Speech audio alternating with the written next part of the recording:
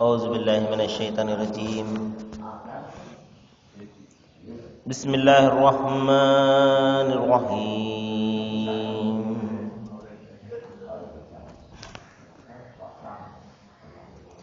إن يثقفوكم ويكونوا لكم أعداء ويبسطوا إليكم أيديهم وألسنتهم بالسوء وردوا لو تكفرون لن تنفعكم أرحامكم ولا أولادكم يوم القيامة يفصل بينكم والله بما تعملون بصير. صدق الله العظيم. అనంత కరుణామయుడు అపార కృపాశీలుడైన సృష్టి ప్రభు అల్లాహ్ శుభనామంతో ప్రారంభిస్తున్నాను.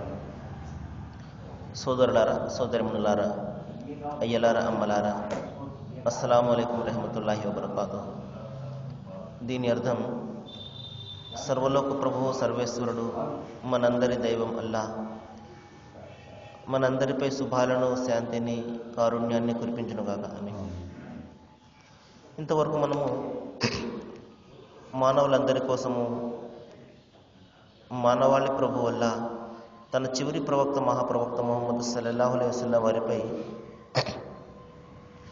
అవతరింపజేసినటువంటి చివరి మార్గదర్శక దైవ గ్రంథం దివ్య ఖురాన్ నుండి 60వ అధ్యాయం 3వ వాక్యం యొక్క అరబీ మూలంను విన్నాము.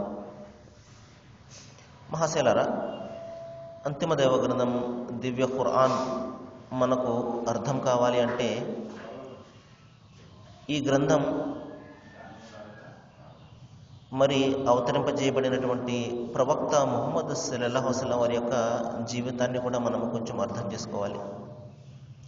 ఎందుకంటే ఆయన హృదయ ఫలకంపై ఈ అంతిమ దైవ గ్రంథం ఖురాన్ను దైవం అవతరింపజేశాడు కాబట్టి ప్రవక్త ముహమ్మద్ వారి యొక్క చరిత్ర తెలియకుండా దైవగ్రంథం, అంతిమ దైవగ్రంథం ఖురాన్ మరి అర్థం చేసుకోవడం కూడా కష్టతరమవుతుంది.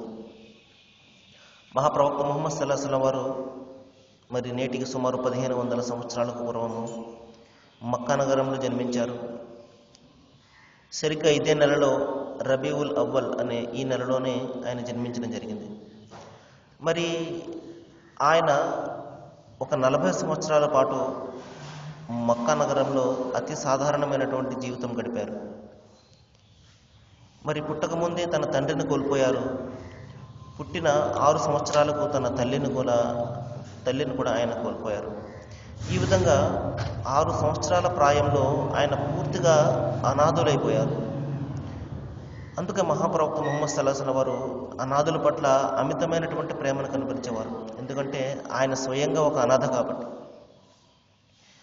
మరి ఎవరైతే అనాథల పట్ల కారుణ్యాన్ని చూపిస్తాడో నిశ్చయంగా దైవం కూడా అతని పట్ల అమితమైనటువంటి కారుణ్యాన్ని చూపిస్తాడు అన్నారు.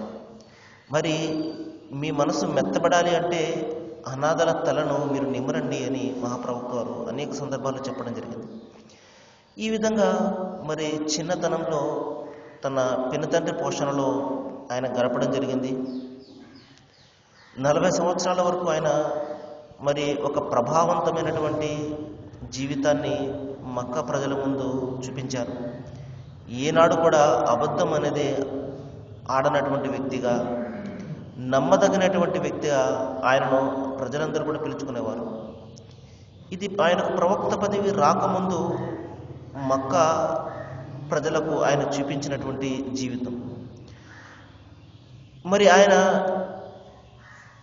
మానవాళి అనేక చెడుల్లో మునిగిపోయినటువంటి ఆ సమాజంలో, స్త్రీలను కట్టుబానిసలుగా చేసుకున్నటువంటి ఆ సమాజం, ఆడబిడ్డ పుడితే మరి సజీవంగా మరి ఖననం చేసే ఆ సమాజంలో, మద్యం ఏరులై పారే ఆ సమాజంలో మరి చిన్న చిన్న కారణాలకు సంవత్సరాల తరబడి మరి వారు రక్తపాతాన్ని సృష్టించుకునే ఆ సమాజంలో మహాప్రవక్త వారు ఉద్భవించడం జరిగింది.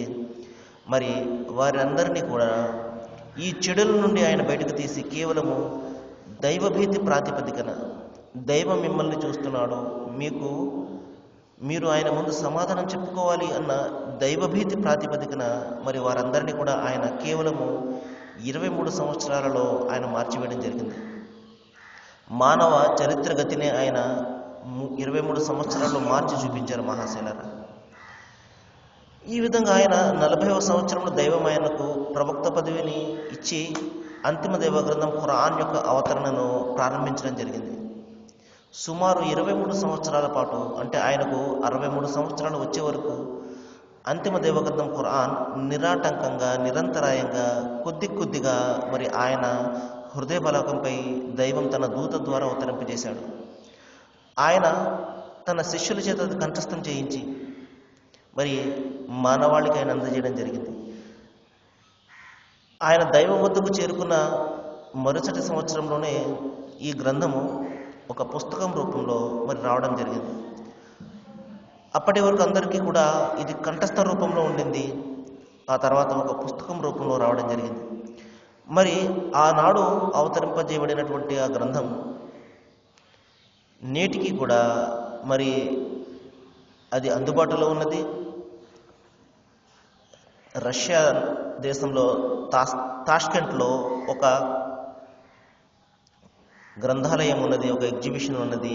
అందులో ఆనాడు ప్రవక్త ముహమ్మద్ సల్లల్లాహు వారి యొక్క కాలంలో అవతరింపజేయబడినటువంటి గ్రంథం నేటికి కూడా మనకు లభిస్తుంది. ఆ గ్రంథాన్ని ఇప్పుడు మన చేతిలో ఉన్నటువంటి ఖురాన్ను మనం పరిశీలన చేసినట్లయితే ఒక్క హల్లు కూడా పొల్లుపోకుండా అది మనకు కనబడుతూ ఉంటుంది. దీనికి ప్రధాన కారణము దైవం స్వయంగా సెలవిచ్చాడు, ఇన్న నహను నజ్జల్న జిక్ర వ ఇన్న లహు లహాఫిజు. ఈ గ్రంథం నేను అవతరింపజేసినది, దీనిని రక్షించే బాధ్యత కూడా నాదే అని. సరే మహాశైలారా, ఈ విధంగా ఆయన హృదయ పలకంపై కొద్దిగా అవతరింపజేయబడినటువంటి గ్రంథము దివ్య ఖురాన్.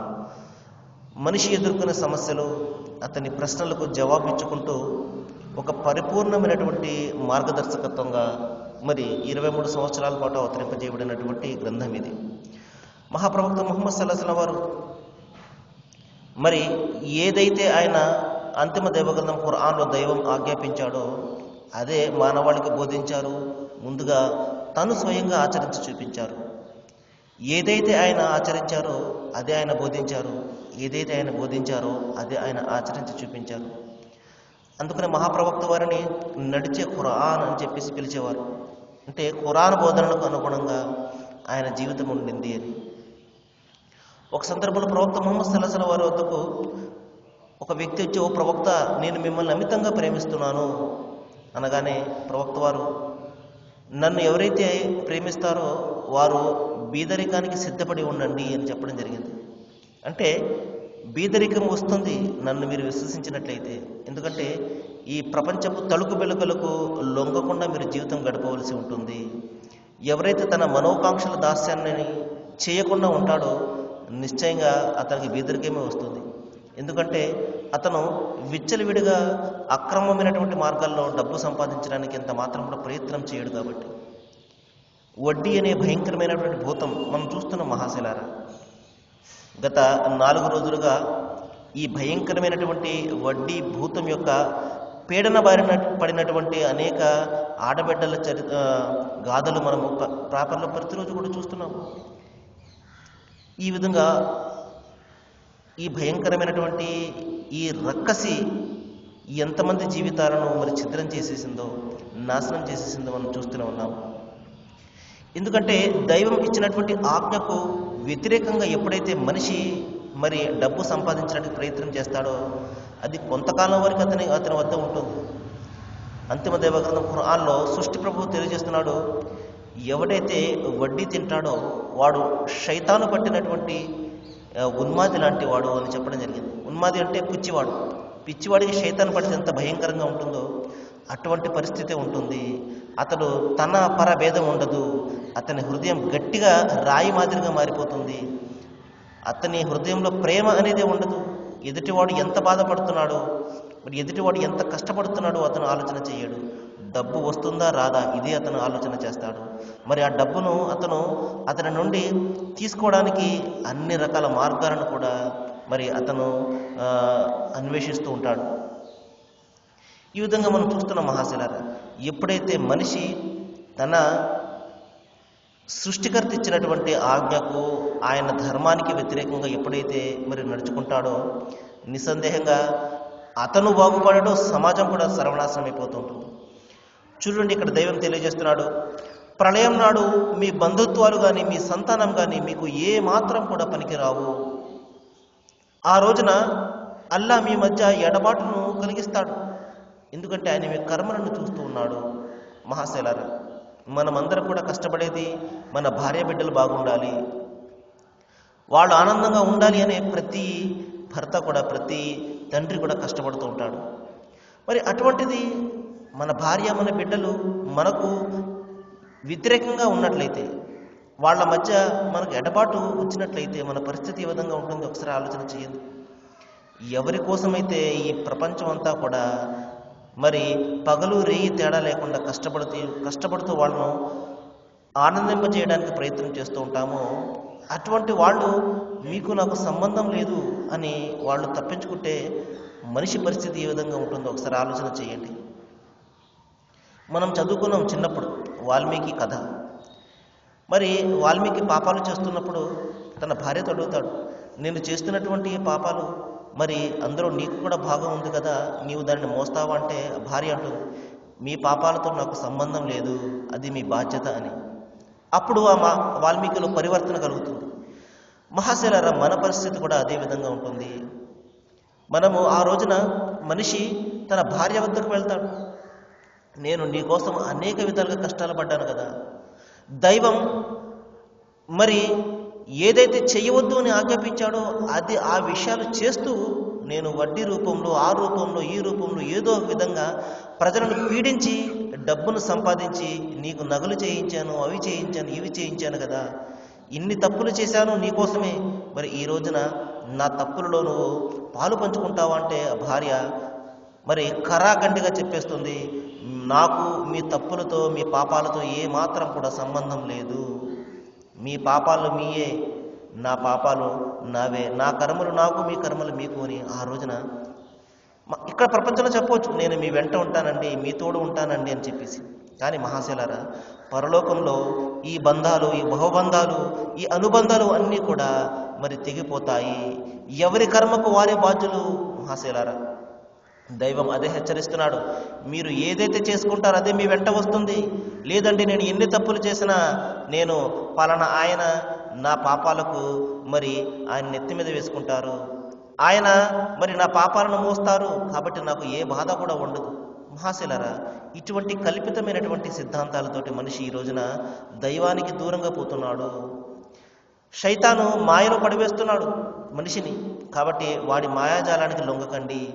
ఎవరు ఏ తప్పును చేస్తే, ఎవరు ఏ పుణ్యాన్ని చేస్తే వారు దానికి బాధ్యులే ఉంటారు. లా యుకల్లిఫుల్లాహు నఫ్సన్ ఇల్లా ఉస్ఆహా. ఎవరు కూడా మరి తాను చేసినటువంటి కర్మలకు తాను మాత్రమే బాధ్యత వహిస్తాడు. కాబట్టి మీరు చేసిన పాపాలకు మరొకరిని అడగడం కానీ, మరొకరు చేసినటువంటి తప్పులకు మిమ్మల్ని సంజాయిషి అడగడం కానీ ఎంత మాత్రం కూడా జరగదు. కాబట్టి భర్త చేసుకున్నటువంటి పుణ్యాలు భర్తకి, భార్య చేసుకున్నటువంటి పుణ్యాలు భార్యకి. ఒకవేళ భర్త సరైనటువంటి మార్గంలో, సత్య మార్గంలో నడుస్తున్నట్లయితే, దైవం ఇచ్చినటువంటి మరి ఆ మార్గంలో ఉన్నట్లయితే, అతనికి ఆ భార్య సహకరిస్తూ ఉన్నట్లయితే, అతను చేసినటువంటి పుణ్యాల్లో భార్యకు కూడా మరి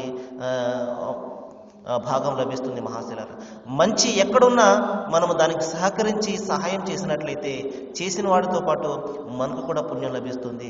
ఒకవేళ మనము చెడును సమర్థించినట్లయితే ఆ చెడులో మనకు కూడా భాగం ఉంటుంది. ఈ విషయాన్ని మనం గమనించాలి.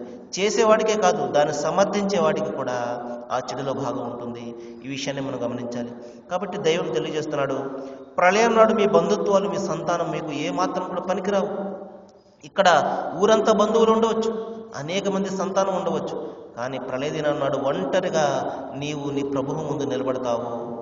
ఆ రోజున మనిషి చుట్టూ ఈ ప్రపంచంలో చాలామంది ఉండొచ్చు, కానీ మహాశైలారా, ఆ రోజున మరి అతని కర్మలు తప్ప మరి ఎవరు కూడా అతనికి తోడు ఉండరు. ఈ విషయాన్ని మనము అనుక్షణం కూడా గమనించి ఇక్కడ ఎవరి కోసమైతే అపమార్గంలో చెడు మార్గంలో డబ్బును సంపాదించడానికి ప్రయత్నం చేస్తున్నామో మహాశిలారా దాని నుండి బయటపడాలి. దైవాన్ని పాపక్షమాపణ కోసం వేడుకోవాలి, మారు మనసు పొందాలి. కష్టపడి 1 రూపాయి అయినా పర్వాలేదు మహాశిలారా, అది పుణ్యాన్ని ఇస్తుంది. అలా కాకుండా ఆయన నిషేధించినటువంటి మార్గంలో మనం డబ్బు సంపాదించినట్లయితే ప్రళయ దినాన భయంకరమైనటువంటి కాలనాగుగా మారి మనము సంపాదించినటువంటి ఈ బంగారు, ఈ వెండి, ఈ డబ్బు అంతా కూడా మన మెడకు భయంకరమైనటువంటి పాము మాదిరిగా చుట్టుకొని మనకు బుసలు వేస్తూ కాటు వేస్తుంది. ఈ విషయాన్ని మనం గమనించాలి. సృష్టి ప్రభు అల్లా మనందరికీ కూడా మార్గనిర్దేశన చేయాలని, నీతి నిజాయితీగా కష్టపడి మనము సరైనటువంటి మార్గంలో, దైవం ఇచ్చినటువంటి మార్గంలో, ఆయన సూచించినటువంటి మార్గంలో డబ్బును సంపాదించే జ్ఞానాన్ని అల్లాహ్ మనందరికీ ప్రసాదించుగాక. వాఖిరు దావానా అనిల్ హమ్దులిల్లాహి రబ్బిల్ ఆలమీన్. అస్సలాము అలైకుం.